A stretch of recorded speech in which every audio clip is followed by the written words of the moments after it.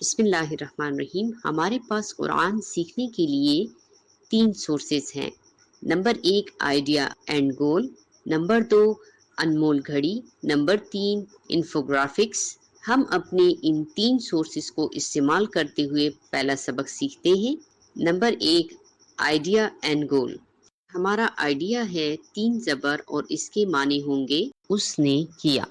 اردو کے 70% الفاظ عربی سے ملتے جلتے ہیں. یہاں اردو کے الفاظ پہلے ایکسپلین کیے گئے ہیں: نظر، منع، قتل، صبر، شکر اور ذکر.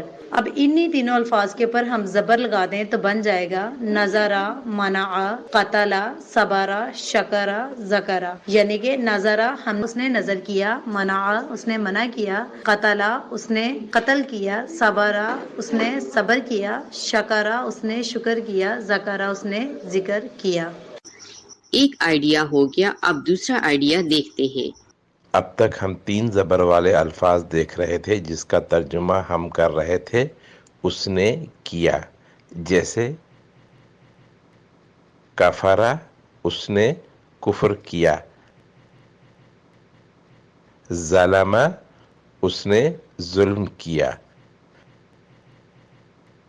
شکرا اس نے شکر کیا. اب ہم 2 زبر والے الفاظ دیکھیں گے، اس کا ترجمہ بھی وہی ہوگا جو ہم 3 زبر والے الفاظ کا کر رہے تھے، یعنی اس نے کیا. 2 زبر والے الفاظ میں پہلے اور آخری حرف پر زبر لازمی رہے گا، جبکہ درمیانی حرف پر زبر زیر پیش کچھ بھی آ سکتا ہے. جیسے درمیان میں زیر زبر پیش کچھ بھی آ سکتا ہے، جیسے سمع اس نے سنا، راضیہ وہ راضی ہوا، شاہدہ اس نے گواہی دی. اب انمول گھڑی دیکھتے ہیں.